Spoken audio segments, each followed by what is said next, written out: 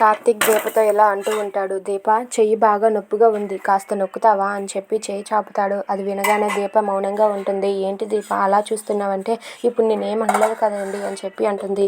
సరే అని చెప్పి కార్తీక్ చెయ్యి మీద చెయ్యి వేసి దీప కార్తీక్ చెయ్యిని నొక్కుతూ ఉంటుంది. అలా నొక్కుతూ కార్తీక్ వైపు చూస్తూ ఉంటుంది. అది చూసి కార్తీక్ అయితే, ఏంటి దీప అలా చూస్తున్నావని చెప్పి అంటూ ఉంటాడు.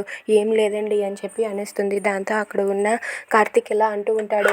దీప, మనం కొద్దిసేపు భార్యాభర్తల్లా ఉందామా అని చెప్పి అంటాడు. అది వినగానే దీప మౌనంగా ఉంటుంది. అది చూసి దీప అలా ఉండడం చూసి కార్తీక్ ఇలా అంటూ ఉంటాడు.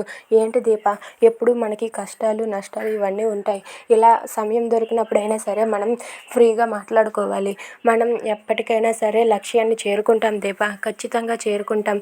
అది ఎప్పటికైనా సరే మనం సాధించగలమని చెప్పి అంటాడు. అది విని దీప అయితే తన మనసులో ఇలా అనుకుంటూ ఉంటుంది. ఇప్పటికీ నాకు ఉన్న లక్ష్యం ఇంకేమీ కాదు, మిమ్మల్ని పై స్థాయిలో చూడాలనే మీ విజయమే నా లక్ష్యం అని చెప్పి దీప తన మనసులో అనుకుంటుంది. అలా కార్తీక్ దీప వాళ్ళిద్దరూ కూడా సరదాగా మాట్లాడుకుంటూ ఉంటారు.